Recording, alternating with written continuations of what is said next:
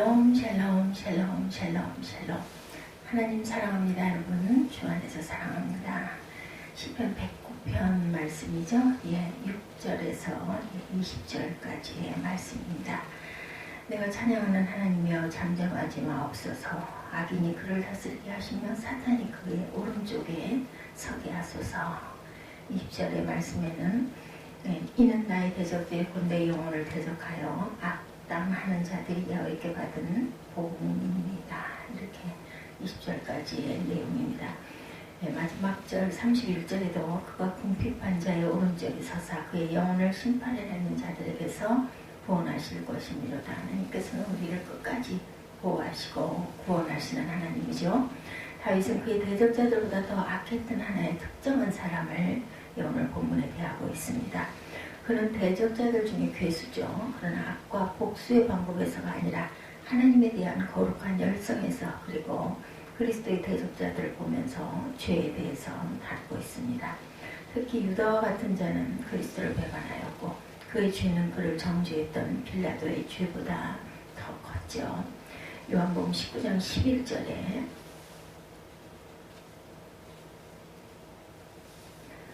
예수께서 대답하시되 위에서 주지 아니하셨더라면 나를 해할 권한이 없었으니 그러므로 나를 네게 넘겨준 자의 죄는 더 크다 하시더라. 이렇게 말합니다. 다윗은 그의 파멸을 빌고 예고하였고 그가 완전히 불행에 빠지기를 예견하여 공포합니다. 마치 우리 주님께서 그를 지옥의 아들이라 부른 것과 같이 다윗은 그의 파멸을 예고합니다. 칼빈은 당시 프란체스코 수사들과 다른 수사들에게 공통적으로 발견할 수 있는 참을 수 없는 신성 모독을 말해주고 있는데, 어떤 자들이 자기 이웃 사람에게 양심을 품고 있으면 그는 수도사들 중 어떤 자들을 고용하여 자기가 미워하는 자를 매일같이 저주케 하고, 그는 이 성경 구절을 인용해서 저주를 합니다. 칼빈은 특히 자기 친아들과 의의 좋지 않은 한 프랑스 여인이 수도사를 시켜 자기 아들을 저주케 했던 사실을 말하고 있는데, 이렇듯 성서에서 악마적인 감정을 뽑아내며 하나님의 제단에서 불을 훔쳤다가 불화에 불을 붙이고 하늘에서 불이 내려와 지옥불에 불이라고 기도하는 따위는 생각할 수 없는 불경건입니다. 여기에 나타난 저주는 매우 두려운 것으로 되어 있습니다. 하나님의 아멘이라고 한 자들에게 대적하는 자들에게는 수많은 화가 미치겠죠. 돌이켜 하나님께 영광을 돌리지 않는 자들은 하나님의 교회와 그 백성에게 무자비한 적이 됩니다. 여기에 이런 사악한 자에 대해서 예언하는데 6, 7절에 보면 악인이 그를 다스리게 하시며 사탄이 그의 오른쪽에 서게 하소서. 7절에 그가 심판을 받을 때 죄인이 되어 나오게 하시며 그의 기도가 죄로 변하게 하신다. 범죄자로서 무서운 시련과 단죄와 저주를 받아 던져지고 선고를 받게 될 것이라고 이렇게 증거합니다. 악인의 저를 제어하게 하시사 그와 다른 자들에게 행한 것 같이 그에게 난폭하고 억압하게 하소서. 이런 내용이죠. 하나님은 때때로 악인을 다른 사람에 대한 채찍으로 삼으시고 약탈자를 약탈하게 하시면서 배반자로 배반당하게 하셨기 때문입니다. 대적으로 그의 오른편에 서게 하소서. 그 대적은 사탄을 의미합니다. 사탄이 유다에게 들어가서 유다를 지배했고 그를 죄로 향해 재촉했고 결국 파멸로 이끌었다. 그의 사악한 심정이 유다를 제어했고 유다의 양심은 결국은 사탄에게 굴복하고 말았다는 거죠.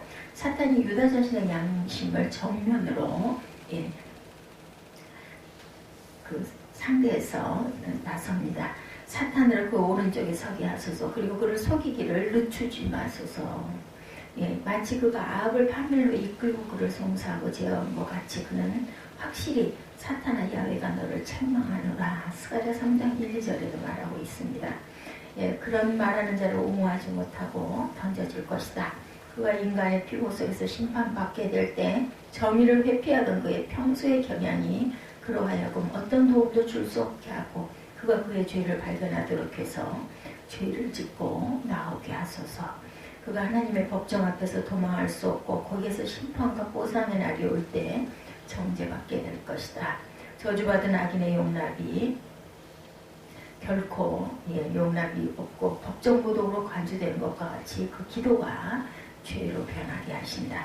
따라서 사악한 자의 기도가 죄가 됩니다. 왜냐하면 위선과 악독의 곰팡이가 슬었기 때문에 그들이 더 큰 난을 당하게 되었을 때 이미 늦어 여호와여 우리에게 보이소서라고 외쳐도 소용이 없다는 거죠. 모든 것이 그에게 거역하며 심지어는 그의 기도까지도 그에게 손해를 더 증진시키기 때문이다. 그들이 더 큰 날을 당하게 되었을 때 이미 늦어 여호와여 우리에게 보이소서라고 외쳐도 소용이 없다. 모든 것이 그에게 거역하며 심지어는 그의 기도까지도 그에게 손해를 증진시키기 때문이다. 예, 두 번째, 그는 정죄함으로 말미암아 가장 유명한 악인으로 판결이 됩니다. 1절에 그는 정의 검에 의해서 그의 생명을 잃게 되고 연수가 도중에 끊어지게 될 것이다. 이렇게 말하고 있죠. 그 연수를 단축해 하시며 짧게 하소서.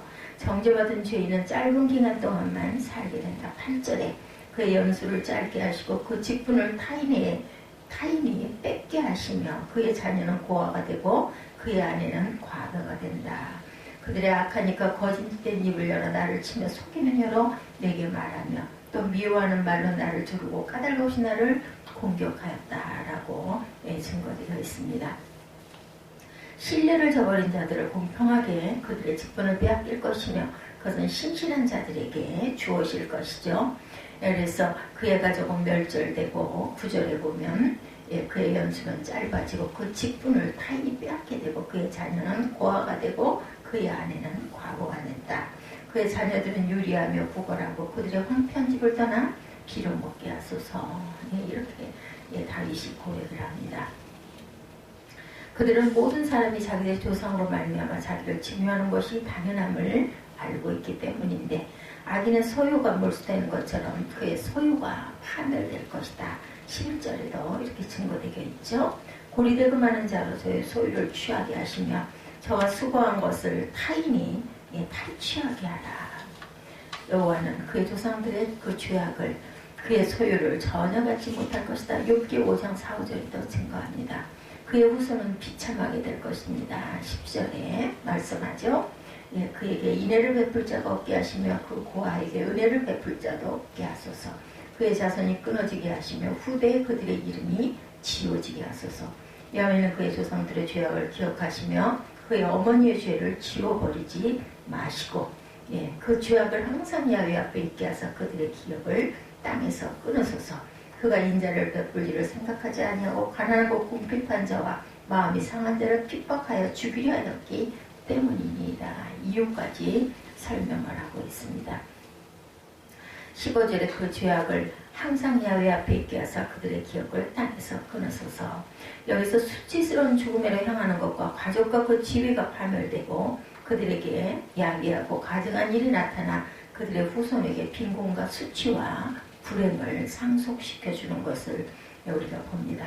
불행을 파괴시키는 장본인은 바로 죄입니다. 박식한 하문드 박사는 이것을 그리스도를 십자가의 못박음으로 말미암아 유대 나라가 당하게 되는 최후의 분산과 황폐를 증거합니다. 그들의 왕과 민족은 제거되고 그 나라는 황폐게 되고 그들의 후손은 도망하여 유리 방황하는 자들이 되었다. 이러한 저주들의 근거는 매우 흡족하게 들리지만 그들에겐 매우 정당한 것임을 말해줍니다. 14~15절에 죄인들의 후손에 대한 복수의 저주를 정당하기 위해 그의 조상들의 죄, 즉 그 10죄의 죄악과 그 어미의 죄가 여기에서 문제가 되고 있죠. 여호와는 그의 조상들의 죄악을 기억하시며 그의 어머니의 죄를 지워버리지 마시고 그 죄악을 항상 여호와 앞에 있게 하사 그들의 기억을 땅에서 끊으소서. 이것에 대해서 하나님은 종종 후대의 자녀들에게까지 징벌하시고 그렇다고 거기에 잘못이 있는 것은 아닙니다.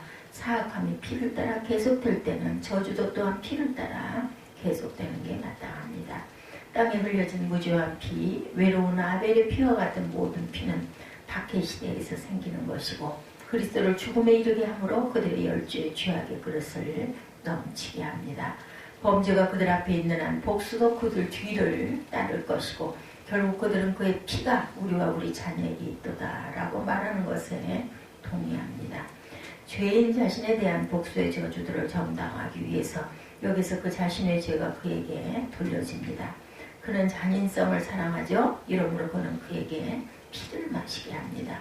그가 긍휼히 일을 생각하지 아니하고 그가 인자를 베풀 일을 생각하지 아니하고 가난하고 궁핍한 자와 마음이 상한 자를 핍박하여 죽이려 하였기 때문이다.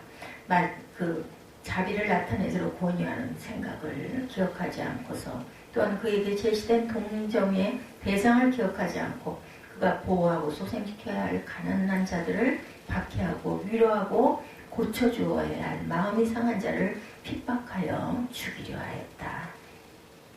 여기에 실로 살기에 적합하지 못한 한 야만적인 인간이 있습니다. 그는 저주하기를 좋아했고 그 저주가 그의 머리 위에 떨어질 것이다. 17에서 19절에 또 저주하기를 옷입듯 하더니 18절에도 저주가 물같이 그의 몸속으로 들어가며 기름같이 그의 뼛속에 들어갔나이다. 19절에도 그 저주가 그에게서 입은 옷 같고 항상 뛰는 그 띠와 같게 하소서. 그의 잔인성이 마치 그들에게 저주에서 공격했으나 그것은 무력하고 우스운 것이 되었다. 오히려 그 저주는 그에게 돌아가게 될 것이다. 그는 축복하기를 기뻐하지 아니하였다. 그는 다른 사람이 잘 되기를 원하거나 다른 사람이 잘 되는 것을 보는 일을 도무지 기뻐하지 않습니다. 그는 아무에게도 선한 말을 하거나 좋은 소원을 주지 않고 더욱이 누구에게도 선한 표현을 하지 않습니다. 복이 멀리 떠났다. 저주하기를 옴니뜻 하였다. 그는 자기가 마음만 먹으면 자기 주변의 모든 사람을 놀라게 할 수 있을 것을 마치 의복의 장신구인 양 자랑스럽게 여겼다는 거죠. 그것을 마치 갑주인 양 신뢰했고 그가 두려워하는 자들의 모욕으로부터 그를 보호하는 것이라고 생각합니다. 그리고 그는 그것을 충분히 지니고 있었습니다. 그는 저주하기를 즐겼는가? 하나님의 저주가 물같이 그 내부에 들어가며 수정과 같이 그를 부풀게 하였고 기름같이 그 뼈에 들어가 저주의 말은 빠르고 힘이 있어 절과 골수 사이를 갈라놓습니다. 그것은 힘있게 그리고 유용하게 그것은 영혼을 붙잡습니다. 그것은 맹렬한 것이어서 해독제가 없다. 그것은 입는 옷과 같다라고 19절에 증거합니다. 모든 면에서 그를 에워쌉니다. 그의 저주가 그의 이웃에 대한 자랑이었던 것만큼 하나님의 저주는 그에게 수치가 된다. 그것은 그에게 항상 뛰는 띠와 같이 부착되고 결국 그것은 제거할 수 없으리라.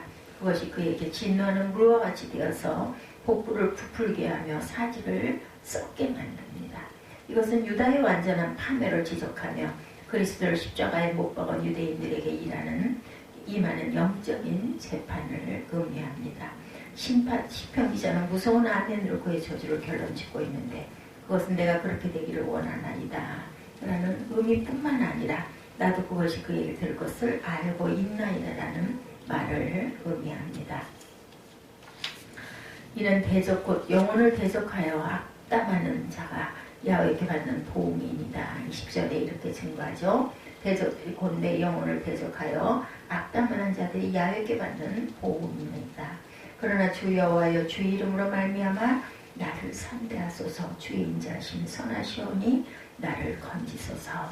이것은 주 예수 모든 대적자들에게는 보응이 될 것이며 그러할지라도 나를 보호하여 달라고 21절부터 고백하죠.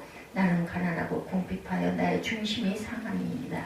나는 석양 그림자같이 지나가고 메뚜기같이 불려가오며 금식함으로 내 무릎이 흔들리고 내 육체는 수척하오며 나는 또 그들의 비방거리라. 그들이 나를 보면 머리를 흔드나이다. 여호와 나의 하나님이여 나를 도우시고 주의 인자하심을 따라 나를 구원하소서. 이것이 주의 손이 하신 일인 줄을 그들이 알게 하소서. 주 야훼께서 그를 일을 행하셨나이다. 그들은 내게 저주하여도 주는 내게 복을 주소서. 그들은 일어날 때 수치를 당할지라도 주의 종은 즐거워하리이다. 나의 대적들이 욕을 옷 입듯 하게 하시며 자기 수치를 겉옷과 같이 입게 하소서. 내가 입으로 야훼께 크게 감사하며 많은 사람 중에서 찬송하리니 그가 궁핍한 자의 오른쪽에 서서 그의 영혼을 심판하리 하는 자들에게서 구원하실 것입니다. 악인들을 멸하시고 나를 기억하소서. 다윗이 이렇게 기도합니다. 우리는 절대로 악인의 꾀에 넘어와서는 안 되겠죠. 하나님께서 우리를 이토록 보호하고 계시나이다 라는 그런 축복이 저와 여러분의 축복이 되시기를 주님의 이름으로